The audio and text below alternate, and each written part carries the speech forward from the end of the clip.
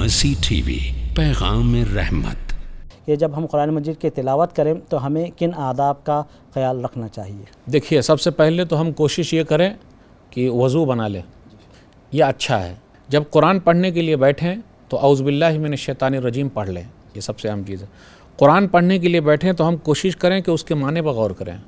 آپ دیکھیے، جب ہم اور آپ نماز میں ہوتے ہیں اور امام صاحب الحمدللہ رب العالمین پڑھتے ہیں تو ہمارا دماغ اس پر لگا رہتا ہے، کیونکہ ہم اس کو بار بار سننے کی وجہ سے سمجھ پا رہے ہیں۔ تو اسی طرح جب ہم اور آپ سمجھے تو سمجھ پائیں گے۔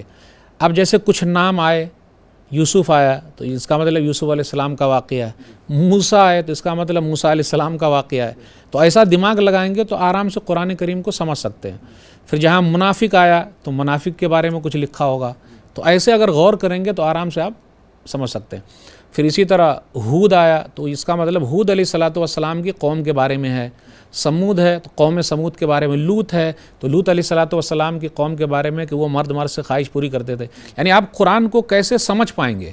اس لیے تراویح میں بھی جب ہم اور آپ کھڑے ہوتے ہیں اور امام صاحب پڑھ رہے ہیں تو سمجھ جائیے جہاں لوط کا لفظ آیا تو اس کا مطلب کچھ نہ کچھ ان سے ریلیٹڈ کوئی بات چل رہی ہے، تو غور کرنا ضروری ہے۔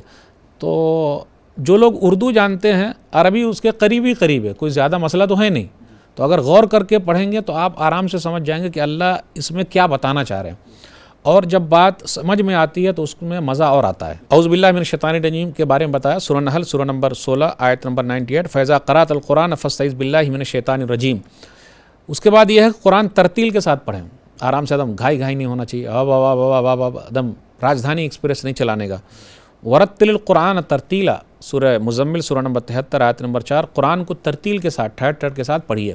میں تو یہ بھی کہوں گا کہ کوشش یہ کریں کہ ہم اور آپ قرات وغیرہ بھی سیکھ لیں، قاف، کاف، عین، وہی تو بہانہ ہے ایک۔